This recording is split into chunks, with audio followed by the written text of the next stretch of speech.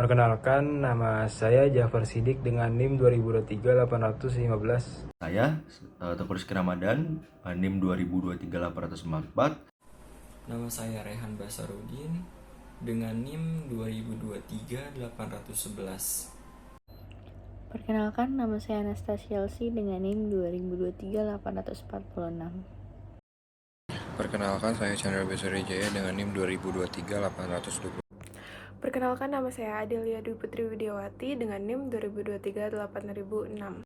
Assalamualaikum warahmatullahi wabarakatuh. Jadi pada kesempatan kali ini kita akan membahas chapter 17 mengenai cost allocation, joint product, and by product. Jadi untuk yang pertama ada joint cost basic, yang mana joint cost itu adalah biaya proses produksi yang menghasilkan banyak produk secara bersamaan. Penyulingan batu bara menghasilkan kokas, gas, dan produk lainnya. Nah, biaya penyulingan ini merupakan biaya bersama. Lalu yang kedua ada the split of point. Ini adalah titik waktu dalam proses produksi bersama ketika dua atau lebih produk menjadi dapat diidentifikasi secara terpisah. Contohnya seperti batu bara nih menjadi kokat, gas alam, dan produk lainnya.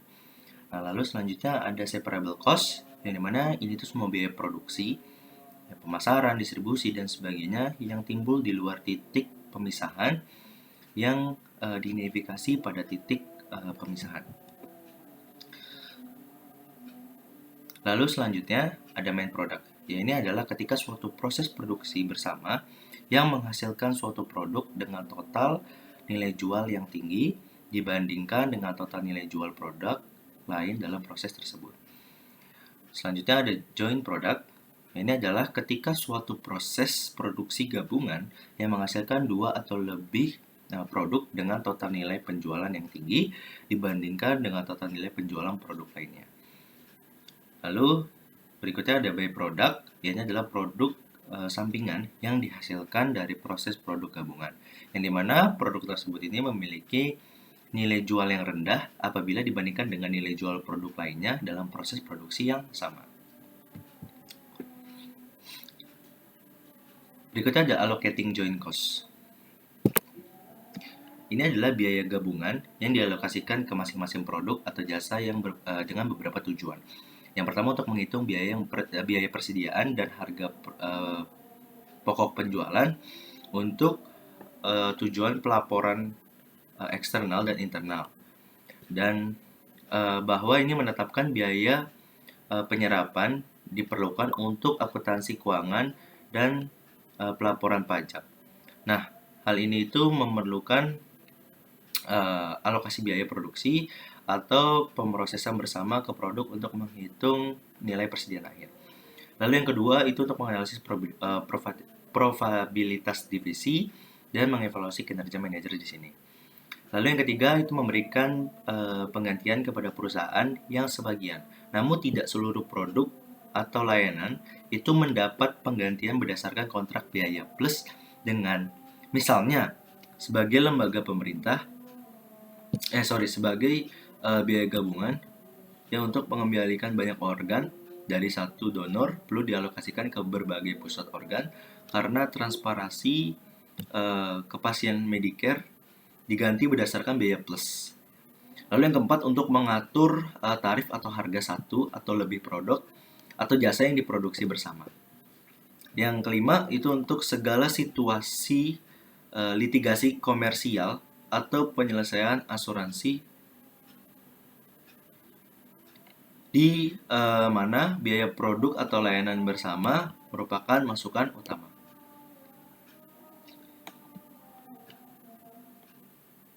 Lalu berikutnya ada approaching to allocating joint cost, yang mana dua pendekatan digunakan untuk mengalokasikan biaya bersama. Jadi pendekatan satu itu mengalokasikan biaya gabungan, yaitu menggunakan data berbasis pasar seperti pendapatan. Nah, bab ini mengilustrasikan tiga metode yang menggunakan pendekatan ini. Yang pertama ada sales value at split of method. Lalu yang kedua ada net realizable value atau NRV method. Dan yang ketiga ada constant gross margin percentage NRV method. Lalu pendekatan kedua ini alokasi biaya gabungan untuk menggunakan ukuran fisik seperti berat, kuantitas atau unit fisik atau volume produksi gabungan. Selanjutnya adalah contoh 1. Farmland Dairy membeli susu mentah dari masing-masing peternakan dan memprosesnya hingga titik pemisahan. Ketika dua produk krim dan skim cair muncul, produk-produk ini dijual ke perusahaan independen yang memasarkan dan mendistribusikannya ke supermarket dan gerai retail lainnya. Pada Mei 2020, Farmland Dairy beroperasi pada kapasitasnya dan memproses 110.000 galon susu mentah. Selama pemrosesan, 10.000 galon hilang karena penguapan dan tumpahan, menghasilkan 25.000 galon krim dan 75.000 galon skim cair. Dan ini berikut ada datanya, yaitu joint cost dalam kurung cost of 110.000 galon raw milk and processing to split off point, yaitu joint costnya 400.000. Di bawahnya ada beginning inventory galon, krimnya 0, liquid skimnya 0, production galon 25.000 untuk krim, 75.000 untuk liquid skim. Sales galonnya 20.000 untuk krim, 30.000 untuk liquid skim. Untuk ending inventory 5.000 untuk krim, 45.000 untuk liquid skim. Selling price per galonnya untuk krim $8, untuk liquid skim $4. Lalu selanjutnya berapa banyak dari biaya gabungan sebesar $400.000 yang harus dialokasikan ke harga pokok penjualan 20.000 galon krim dan 30.000 galon skim cair, dan berapa banyak ke persediaan akhir 5.000 galon krim dan 45.000 galon skim cair. Nilai penjualan kita ilustrasikan dengan split off method dan the physical measure method. Nah, ini tabel di sini sama kayak slide sebelumnya. Joint cost yang tadi masih $400.000. Di bawahnya beginning inventory untuk krimnya 0, liquid skimnya 0, productionnya 25.000 untuk krim, liquid skimnya 75.000, salesnya 20.000 untuk krim, 30.000 untuk liquid skim, ending inventory 5.000 untuk krim dan 45.000 untuk liquid skim. Untuk selling price per galonnya $8 untuk krim, $4 untuk liquid skim. Oke, selanjutnya ada sales value at split off method. The sales value at split off method yaitu mengalokasikan biaya gabungan ke produk gabungan yang diproduksi selama periode akuntansi berdasarkan total nilai penjualan relatif pada titik permisahan. Nilai penjualan dengan metode split off mengikuti kriteria alokasi biaya manfaat yang diterima. Biaya dialokasikan pada produk sesuai dengan kemampuan mereka dalam menghasilkan pendapatan, dalam kurung pendapatan yang diharapkan. Cara ini mensyaratkan harga jual seluruh produk pada titik pisah. Selanjutnya, physical measure method.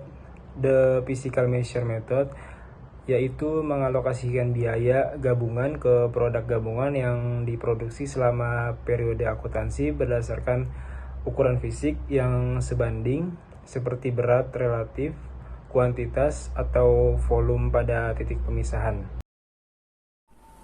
Sales value at split off method. Pada panel A, allocation of joining cost using sales value at split off method. Sales value of total production at split off point dihitung 25.000 galons dikali $8 per galonnya, lalu dibagi dengan 75.000 galon dikali $4 per galonnya. Jadi pada kolom krim terdapat $200.000, liquid skim $300.000, lalu ditotalkan krim ditotal dengan liquid skim, jadinya hasilnya $500.000. Weighting perhitungannya $200.000 dari krim dibagi dengan totalnya yaitu $500.000, lalu dibagi $300.000 dari liquid skim, lalu dibagi dengan total $500.000, jadinya terdapat pada kolom krim 0,40, lalu liquid skim 0,60. Join cost allocated 0,40 dikali $400.000, lalu dibagi 0,60 dikali $400.000. Pada kolom krim hasilnya $160.000, liquid skim $240.000, totalnya ditotalkan jadi $400.000. Selanjutnya join production cost per galon $160.000 dibagi dengan 25.000 galon dibagi $240.000, lalu dibagi dengan 75.000 galon. Hasilnya pada kolom krim $6,40, lalu pada liquid skim $3,20.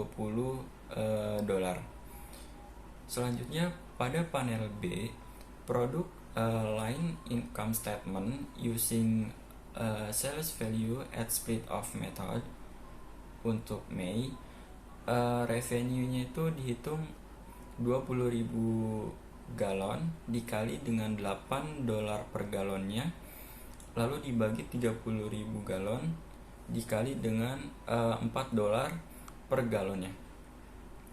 Jadi pada kolom krim terdapat $160.000, pada liquid skim $120.000, lalu ditotalkan menjadi $280.000. COGS join cost. Production cost perhitungannya 0,40 dikali $400.000, lalu dibagi 0,60 dikali $400.000. Pada kolom krim terdapat $160.000, lalu pada liquid skim $240.000, jadi totalnya $400.000. Lalu deduct ending inventory 5.000 galon dikali dengan $6,40 per galonnya, lalu dibagi 45.000 galon dikali $3,20 per galonnya. Terdapat pada krim $32.000, lalu pada liquid skim $144.000, lalu ditotalkan menjadi $176.000. COGS goods sold joint cost $128.000, pada krim itu $160.000 dikurang dengan $32.000, jadi hasilnya $128.000. Lalu pada liquid skim $240.000 dikurang $144.000, jadi hasilnya $96.000. Lalu totalnya $128.000 pada krim ditambah dengan liquid skim $96.000, jadi hasilnya $224.000. Lalu cross margin $32.000 pada liquid skim $24.000, jadi totalnya $56.000. Lalu yang terakhir gross margin percentage, perhitungannya hasil dari cross margin krim dikurang dengan $160.000 pada production cost krim, lalu dibagi dengan 24.000 gross margin liquid skim, lalu dibagi dengan 120.000 revenue, lalu dibagi dengan 56.000 dari gross margin dibagi dengan revenue total dari liquid skim dengan krim sebesar 280.000. Jadi pada krim hasilnya gross margin percentage-nya itu 20%, pada liquid skim 20%, dan totalnya itu 20%. Jadi penjelasannya pada gambar 17 strip 3 panel A itu menunjukkan bagaimana biaya gabungan dialokasikan ke masing-masing produk untuk menghitung biaya per galon krim dan cairan skim untuk menilai persediaan akhirnya. Nah, metode ini tuh menggunakan nilai penjualan seluruh produksi periode akuntansi, bukan hanya kuantitas yang terjual. Hal ini karena biaya gabungan dikeluarkan untuk memproduksi seluruh unit, bukan hanya produk yang dijual selama periode yang berjalan. Nah, lalu pada panel B itu menyajikan laporan laba rugi lini produk dengan menggunakan metode nilai penjualan pada pemisahan split off. Percentage margin kotor setiap produk adalah 20%, karena nilai penjualan pada metode split off mengalokasikan biaya gabungan ke setiap produk secara proporsional dengan nilai penjualan total produksi.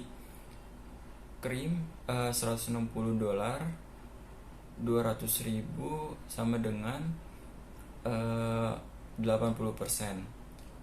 Skim cair $240.000, $200 sama dengan 80%. Nah, jadi oleh karena itu persentase margin kotor setiap produk yang dihasilkan pada Mei 2020 adalah sama, sebesar 20%.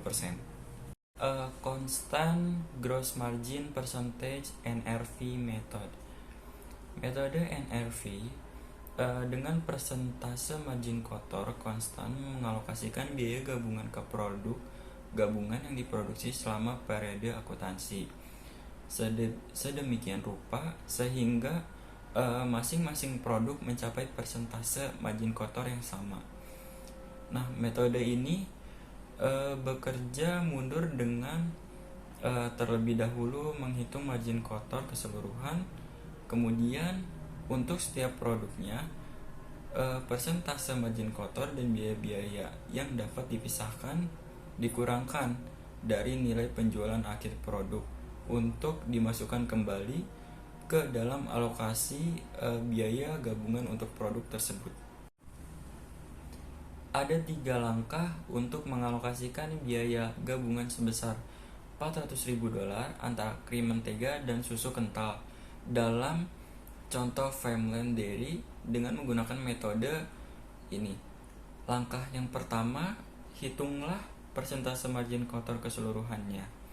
Nah, langkah ini tuh menghitung persentase margin kotor keseluruhan untuk semua produk gabungan berdasarkan nilai penjualan akhir dari total produksi selama periode akuntansi. Jadi bukan dari total pendapatan pada periode tersebut. Yang kedua, langkah kedua, hitung total biaya produksi untuk setiap produk. Margin kotor untuk setiap produk dihitung dengan mengalihkan persentase margin kotor keseluruhan dengan produk. Nah, langkah yang ketiga, hitung alokasi biaya bersama untuk setiap produk. Total biaya produksi dikurangi biaya yang dapat dipisahkan sama dengan biaya gabungan yang dialokasikan pada produk tersebut. Selanjutnya pada panel A, allocation of joint cost using constant gross margin percentage NRV method. Pada step 1, final sales value of total production during accounting period. Itu perhitungannya dari 20.000 gallons dikali dengan $25 per galon, lalu ditambah 50.000 galon dikali $22 per galonnya. Jadi hasilnya $1.600.000. Selanjutnya deduct joint and separable cost $400.000 ditambah dengan $280.000 lalu ditambah dengan $520.000. Jadi hasilnya $1.200.000. Gross margin hasilnya itu final sales value of total product dikurang dengan deduct joint and separable cost, yaitu $1.600.000 dikurang dengan $1.200.000. Jadi gross marginnya itu $400.000. Gross margin percentage itu penghitungannya gross margin dibagi dengan final sales value of total product, itu $400.000 dibagi dengan $1.600.000. Jadi hasilnya itu gross margin percentage-nya itu 25%. Lalu selanjutnya step kedua, final sales value of total production during accounting period. Itu 20.000 galon dikali dengan $25 per galon, lalu 50.000 galon dikali dengan $22 per galon. Untuk hasilnya butterscream $500.000, condensed milk $1.100.000, lalu totalnya $500.000 butterscream, $500.000 butterscream ditambah dengan condensed milk sebesar $1.100.000, totalnya itu $1.600.000. Selanjutnya deduct gross margin using overall gross margin percentage. Penghitungannya gross margin sebesar 25% dikali dengan final sales value of total product dari butterscream sebesar $500.000, lalu gross margin sebesar 25% dikali dengan hasil dari final sales value of total product condensed milk sebesar $1.100.000. Jadi hasil untuk butterscream itu 125.000, lalu condensed milk 275.000, lalu ditotalkan butterscream ditotal dengan condensed milk, jadi totalnya $400.000.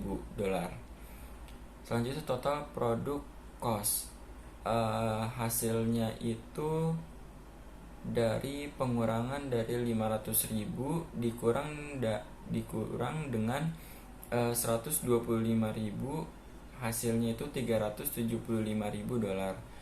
Untuk condensed milk $1.100.000 dikurang dengan 275.000, hasilnya $825.000. Lalu ditotalkan 375.000 ditotal dengan 825.000, hasilnya $1.200.000.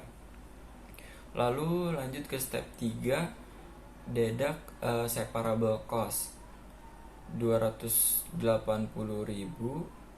untuk condensed milk itu 520.000, lalu ditotal hasilnya $800.000. Joint cost allocated itu hasil dari total production cost dikurang dengan deduct separable cost, hasilnya 95.000. Untuk condensed milk 825.000 dikurang dengan 520.000, hasilnya 305.000. Lalu ditotalkan join cost allocatednya 95.000 dari butterscream ditotal dengan condensed milk sebesar 305.000, hasilnya $400.000. Selanjutnya pada panel B, produk line income statement using constant gross margin, percentage NRV method. Untuk Mei, revenue itu dihitung 12.000 galon dikali dengan $25 per galonnya, lalu 45.000 galon dikali dengan $22 per galonnya. Jadi hasil untuk butterscream $300.000, condensed milknya hasilnya $990.000, lalu ditotalkan revenue-nya jadinya sebesar $1.290.000. Untuk COGS joint cost itu dari panel A yang tadi diturunkan. Untuk butterscream 95.000, condensed milknya 305.000, lalu totalnya 400.000. Untuk separable cost, untuk separable cost 280.000 diturunkan lagi dari panel A. Lalu untuk condensed milknya diturunkan 520.000 dari panel A, totalnya 800.000. Untuk production cost itu dikurang revenue dikurang untuk production cost itu joint cost dikurang dengan separable cost, hasilnya 375.000. Untuk condensed milk sama seperti butterscream tadi, joint cost sebesar 305.000 dikurang dengan separable cost. Untuk production cost ini joint cost ditambah dengan separable cost. Jadi joint costnya butterscream ini 95.000 ditambah dengan separable cost butterscream 280.000, hasil 375.000 untuk production cost butterscream. Selanjutnya untuk condensed milk, joint cost ditambah dengan separable cost, hasilnya itu 825.000, lalu totalnya hasil dari production cost di total hasilnya 1.200.000. Selanjutnya deduct ending inventory. Itu caranya 8.000 galon dikali dengan $18.75 per galonnya, lalu 5.000 galon dikali $16.50 per galonnya. Jadi untuk butterscream 150.000, converse milk 82.500, jadi di total $232.500. Untuk COGS, produk cost dikurang dengan deduct ending inventory. Pada produk cost butterscream sebesar 375.000 dikurang dengan deduct ending inventory butterscream sebesar 150.000. Jadi COGS untuk butterscream ini 225.000. Selanjutnya untuk condensed milk,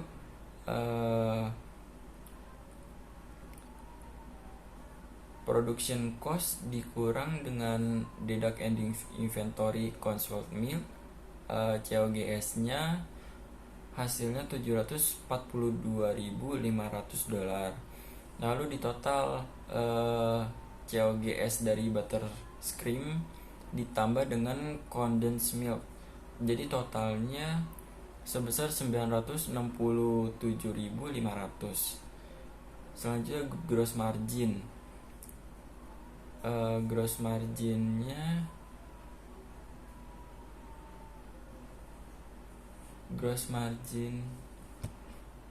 itu untuk butterscream sebesar 75.000, untuk condensed milk 247.500, lalu ditotalkan sebesar 322.500 dolar. Gross margin percentage-nya itu penghitungannya 75.000 dolar, lalu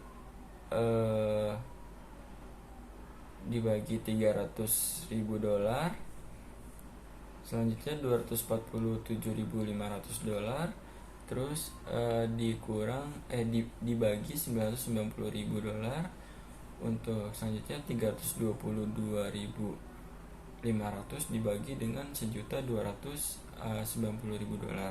Jadi hasilnya untuk gross margin percentage 25%, untuk condensed milk 25%, dan untuk totalnya itu sama dengan 25%. Selanjutnya kita ke choosing and allocation method. Metode mana yang untuk mengalokasikan biaya bersama yang harus digunakan ketika data harus jual ada di split off. Nilai penjualan pada metode split off lebih disukai bahkan jika pemrosesan lebih lanjut dilakukan. Berikut alasannya. Yang pertama itu adalah ukuran manfaat yang diterima. Nilai penjualan pada saat pemisahan adalah ukuran terbaik dari manfaat yang diterima oleh produk bersama relatif terhadap semua metode lain untuk mengalokasikan biaya bersama, atau sebagai metode fisik, karena perusahaan mengeluarkan biaya bersama untuk menghasilkan pendapatan di titik pemisahan. Yang kedua, terlepas dari keputusan pemrosesan lebih lanjut, nilai penjualan pada metode split off tidak memerlukan informasi tentang langkah-langkah pemrosesan setelah pemisahan. Sebaliknya, NRV dan persentase gross margin konstan metode NRV memerlukan informasi. Yang ketiga, dasar alokasi umum. Seperti pendekatan berbasis pasar lainnya, dalam nilai penjualan pada metode split off, pendapatan adalah dasar umum yang nyaman untuk mengalokasikan biaya bersama. Yang keempat, ada kesederhanaan. Nilai penjualan pada metode split off sederhana. Sebaliknya, NRV dan konstanta metode NRV persentase margin kotor dapat menjadi rumit untuk operasi dengan beberapa produk dan beberapa titik pemisahan. Dan selanjutnya ada not allocation joint cost.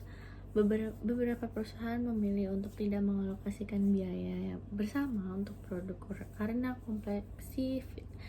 kompleksitas produk mereka, proses produksi atau ekstraksi, dan kesulitan mengumpulkan data dalam jumlah yang cukup untuk dialokasikan biaya dengan benar. Alih-alih mengalokasikan biaya bersama, beberapa perusahaan seperti dalam pengepakan daging, pengalengan, dan industri pertambangan cukup kurangi biaya bersama dari total pendapatan dalam pengelolaannya. Akun dan nilai persediaan NRV. Pencatatan persediaan di NRV mengakui pendapatan pada produk sebelumnya dijual. Oke, selanjutnya kita ke sales method by product recognized at time of sale. Metode penjualan produk sampingan diakui pada saat penjualan. Dengan metode ini tidak ada entry jurnal yang dibuat untuk produk sampingan sampai produk tersebut dijual. Pada saat itu pendapatan produk sampingan dilaporkan dalam laporan laba rugi sebagai pendapatan lain-lainnya atau pengurang harga pokok penjualan.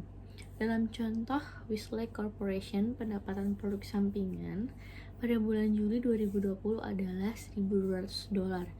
$1.200 kaki kubik dikali S1 per kaki kubik. Berdasarkan penjualan 1.200 kaki kubik serpihan kayu dari 4.000 kubik yang diproduksi, pencatatan jurnalnya adalah sebagai berikut. Ada WIP, ada work in process pada debit, account payable pada kredit 150-nya diisi dengan 150. Ada WIP, ada work in process dan account di debit, ada work in process dan di kredit ada account payable sebesar 150.000. Selanjutnya ada work in process pada debit, di kredit ada various accounts such as wages payable and accumulated depreciation sebesar 100.000. Selanjutnya ada finished good, fine grade lumber pada debit dan work in process pada kredit. Dan yang keempat ada cost of goods sold sebesar 40.000 dibagi 50.000 dikali 250.000. Pada kreditnya finished goods, fine grade lumber dan sebesar semuanya 200.000. Dan yang 4B same as for the production method pada debit, cash of account receivable pada debit dan kredit ada revenue fine grade lumber sebesar 240.000. Nah, 240.000 nya ini dari 40.000 dikali $6. Selanjutnya yang terakhir ini ada di debitnya ada cash or account receivable, kreditnya ada revenue atau wood chips dan sebesar itu 1.200. Di kotak ini ada further processing cream into buttercream, incremental revenue, deduct incremental processing cost, increase in operating income from buttercream. Incremental revenue itu kita dapat 300.000 itu dari $25 dikali $20.000 dikurang $8 galon dikali $25 galon dan hasilnya itu sebesar $300.000. Deduct incremental processing cost itu sebesar 250.000 dan increase in operating income from buttercream itu sebesar 20.000. 20.000 nya itu dari mana? Dari pengurangan harga 300.000 dikurang dari 280.000 dari incremental revenue dan deduct incremental processing cost, jadi sebesar 20.000. Biaya tambahan adalah biaya tambahan yang dikeluarkan untuk suatu kegiatan seperti pemrosesan lebih lanjut. Jangan menganggap semua biaya yang dapat dipisahkan dalam alokasi biaya bersama adalah biaya tambahan. Beberapa biaya yang dapat dipisahkan berupa biaya tetap, seperti biaya sewa pada bangunan, tempat pemrosesan lebih lanjut dilakukan. Beberapa biaya yang dapat dipisahkan mungkin merupakan biaya hangus seperti penyusutan peralatan. Pengen melanjutkan tentang materi ini, yaitu why joint costs are relevant for decision making. Yang pertama ada decision making and performance evaluation, yaitu potensi konflik antara konsep biaya yang digunakan untuk pengambilan keputusan dan konsep biaya yang digunakan untuk mengevaluasi kinerja manajer. Sering muncul dalam keputusan penjualan atau proses lebih lanjut. Yang kedua ada pricing decision, yaitu biaya bersama dialokasikan untuk produk berdasarkan beberapa basis alokasi yang nyaman daripada ukuran sebab akibat dari sumber daya yang digunakan oleh setiap produk bersama. Oleh karena itu, biaya ini adalah bukan dasar yang berguna untuk keputusan penetapan harga. Selanjutnya ada problem for self-study.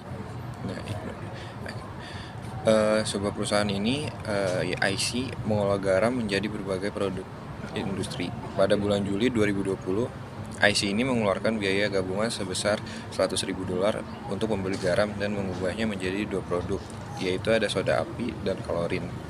Meskipun ada pasar luar yang aktif untuk kalorin, Perusahaan IC ini memproses semua 800 ton kalori menjadi 500 ton PFC atau polyvinyl klorida yang kemudian dijual. Tidak ada persediaan awal atau akhir garam, soda, api, kalorin, atau VSV pada bulan Juli. Informasi untuk produksi dan penjualan bulan Juli 2020 berikut. Yang pertama ada joint cost, itu masuk di $100.000. Selanjutnya ada variable cost of processing 800 ton of kalorin ke 500 tons of PFC. Nah, di sini kita memasukkan PFC sebesar $20.000. Selanjutnya ada beginning inventory. Itu di joint cost dan PFC itu semuanya nol semua. Selanjutnya ada production dalam jumlah tons, yaitu di caustic soda pada joint cost itu ada 1.200 dan joint cost pada kalorin itu ada 800. Selanjutnya ada di PFC itu ada 500. Yang ketujuh ada production di joint cost caustic soda itu tidak ditulis, dan juga joint cost pada kalorin sebesar 800. Dan begitupun di PFC itu tidak tertulis. Selanjutnya ada sales dalam jumlah tons juga. Pada joint cost caustic soda itu ada 1.200 dan di PFC ada 500. Selanjutnya ada ending inventory. Itu semuanya ditulis di joint cost maupun PFC itu rata nol semua. Selanjutnya ada required. Yang pertama ada alokasi biaya gabungan sebesar $100.000 antara soda api dan PFC di bawah A.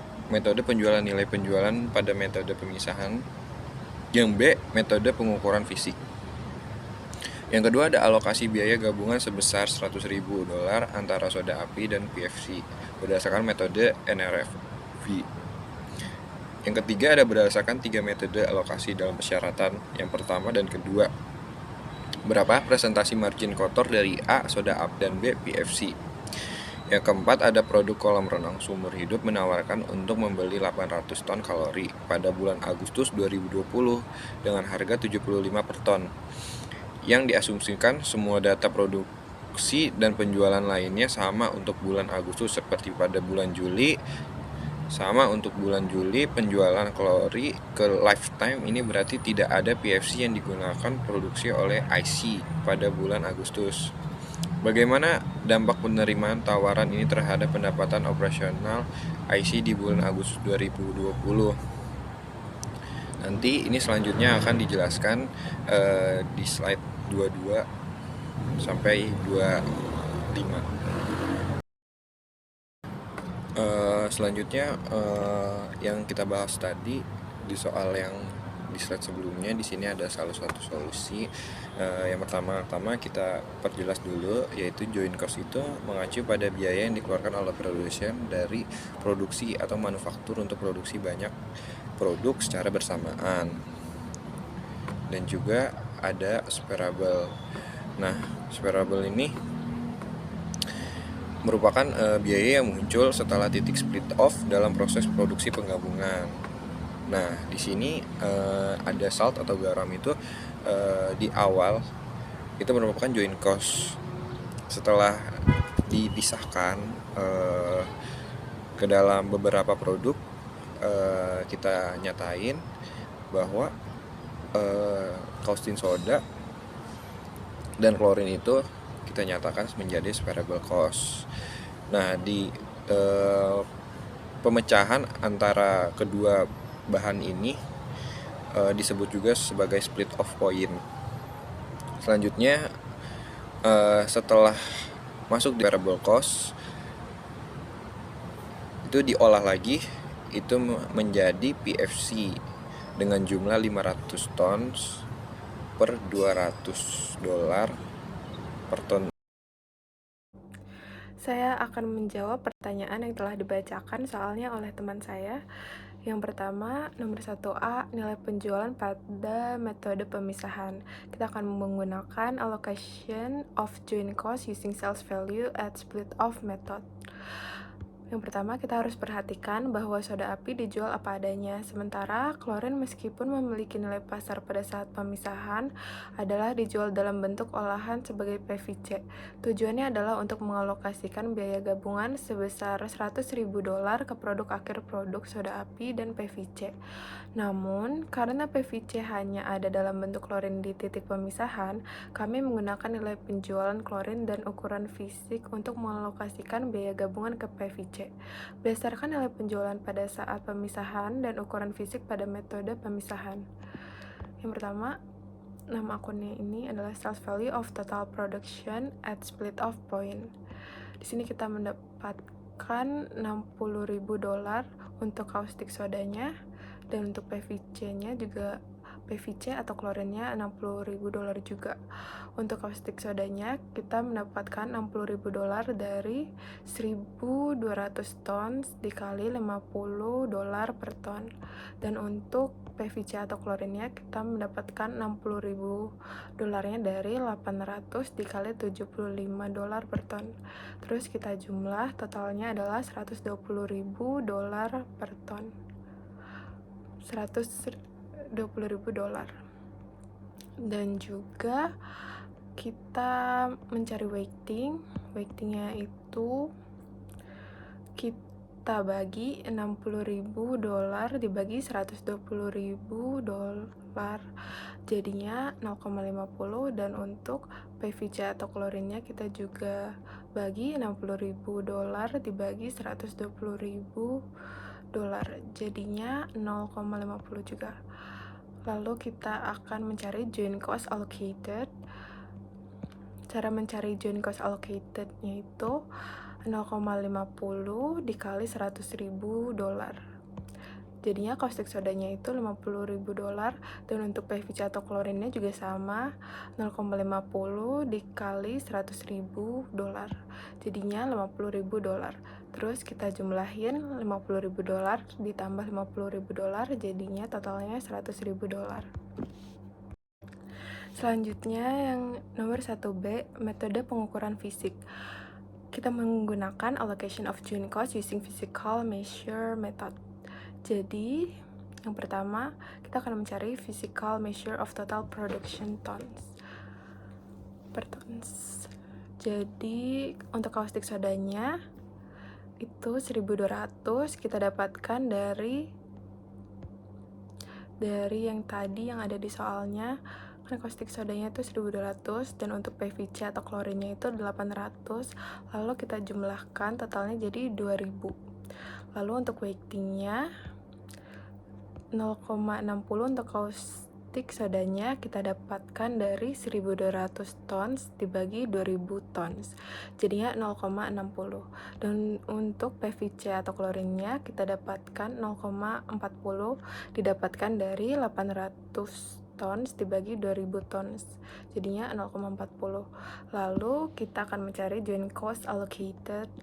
Joint cost allocatednya itu untuk caustic sodanya kita mendapatkan $60.000, dan $60.000 itu didapatkan dari 0,60 dikali $100.000. Dan untuk PVC atau klorinnya kita mendapatkan $40.000 yang didapatkan dari 0,40 dikali $100.000. Lalu kita totalkan jadi $60.000 ditambah $40.000 menjadi $100.000.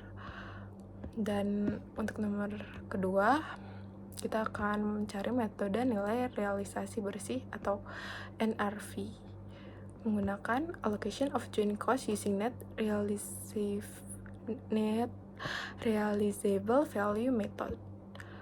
Nah, kita akan mencari final sales value of total production during accounting period. Kita akan mencari dari yang pertama, yaitu soda api atau caustic sodanya itu kita mendapat $60.000 dari 1.200 tons dikali $50 per ton menjadi $60.000. Dan untuk PVC-nya kita mendapatkan $100.000 dari 500 tons dikali $200 per ton jadinya $100.000. dan kita jumlahkan $60.000 ditambah $100.000 jadi $160.000. Lalu kita akan mencari deduct separable cost to complete and sell. Kita kurangkan dan juga untuk caustic sodanya 0 dan PVC-nya kita kurangkan 20.000 dan untuk totalnya juga kita kurangkan 20.000. Lalu kita akan mendapatkan net realizable value at split off point. Untuk caustic sodanya sebesar $60.000 dan untuk PVC-nya $80.000 dan untuk totalnya $140.000. Dan kita akan mencari weighting. Untuk caustic sodanya kita mendapatkan 3/7 didapatkan dari $60.000 dibagi $140.000. Jadinya kita mendapat 3/7. Lalu untuk PVC-nya kita dapatkan 4/7 dari $80.000 dibagi $140.000. Lalu kita akan mencari joint cost allocated. Untuk caustic sodanya kita mendapat $42,857 dari 3/7 dikali $100.000 dan untuk PVC-nya kita mendapat $57,143 didapatkan dari 4/7 dikali $100.000 dan kita totalkan dan hasilnya $100.000. Dan untuk nomor 3A, persentase margin kotor soda api. Jadi kita akan mencari dari sales value at split off point dan physical measure dan NRV-nya untuk caustic sodanya, untuk soda apinya. Jadi yang pertama ini kita mencari revenue-nya. Revenue-nya itu untuk sales value at split off point kita dapatkan $60.000 dari 1.200 ton dikali $50 per ton. Dan untuk physical measure-nya sama juga, dan untuk NRV-nya juga sama sebesar $60.000. Dan untuk cost of goods sold-nya, untuk COGS-nya kita dapatkan $50.000 untuk sales value at split off point yang seperti sudah kita dapatkan tadi, dan juga physical measure-nya $60.000 dan juga untuk NRV-nya 42,857. Dan juga kita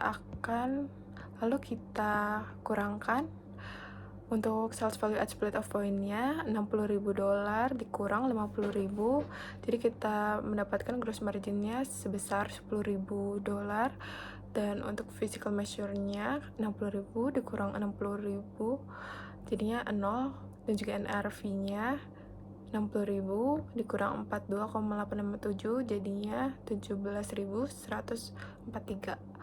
Lalu setelah kita dapat gross margin, kita akan mendapatkan gross margin percentage yang kita dapatkan dari untuk sales value at split off point nya kita mendapatkan 16,67% yang didapatkan dari $10.000 dibagi 60.000, dan untuk physical measure-nya kita dapat 0,00%. Itu kita dapatkan dari yang tadi hasilnya gross margin-nya itu 0 dibagi 60.000, dan juga untuk NRV-nya kita mendapatkan 8,57% yang didapatkan tadi gross margin-nya dibagi dengan revenue. Dan kita mendapatkan 28,57%. Lalu nomor 3B, persentase margin kotor dari PVC. Sekarang kita akan mencari untuk PVC-nya atau klorinnya. Untuk sales value at split off point-nya kita mendapatkan $100.000 dari 500 ton dikali 200 per ton untuk revenue-nya. Dan untuk physical measure-nya kita juga sama, mendapatkan $100.000, dan untuk NRV-nya juga sama. Lalu untuk COGS-nya kita akan mencari joint cost-nya. Joint cost-nya tadi juga kita sudah dapatkan sebesar 50.000 untuk sales value at split of point, dan untuk physical measure-nya kita telah dapatkan 40.000, dan untuk NRV-nya kita mendapatkan 57,143 seperti yang sudah kita dapatkan tadi yang di soal sebelumnya. Dan juga untuk separable cost-nya ini kita juga tadi telah mendapatkan 20.000 untuk sales value at split of point-nya 20.000, dan physical measure-nya juga 20.000, NRV-nya juga sama 20.000. Lalu untuk COGS-nya, cost of goods sold-nya kita tinggal tambahkan. Kita tambahkan dari joint cost ditambah separable cost. Untuk sales value at split of point-nya 50.000 ditambah 20.000 jadinya 70.000, dan physical measure-nya 40.000 ditambah 20.000 jadinya totalnya 60.000, dan juga untuk NRV-nya 57.143 ditambah 20.000 totalnya 77.143 untuk cost of goods sold-nya untuk COGS-nya. Lalu setelah kita mendapatkan COGS, kita akan mendapatkan gross margin. Kita akan mendapatkan gross margin. Gross margin-nya itu untuk sales value at split of point-nya itu kita telah dapatkan $30.000, dan juga physical measure-nya itu $40.000, dan untuk NRV-nya sebesar $22.857, dan kita akan mencari gross margin percentage. Untuk sales value at split of point kita mendapatkan 30% yang didapatkan dari 30.000 dibagi 100.000, hasilnya 30%. Sama aja, untuk mencari gross margin percentage-nya itu kita dapatkan dari gross margin dibagi dengan revenue. Lalu untuk physical measure-nya kita mendapatkan 40%, dan untuk NRV-nya kita mendapatkan 22,86%. Kemudian yang nomor 4, penjualan klorin versus pengolahan menjadi PVC.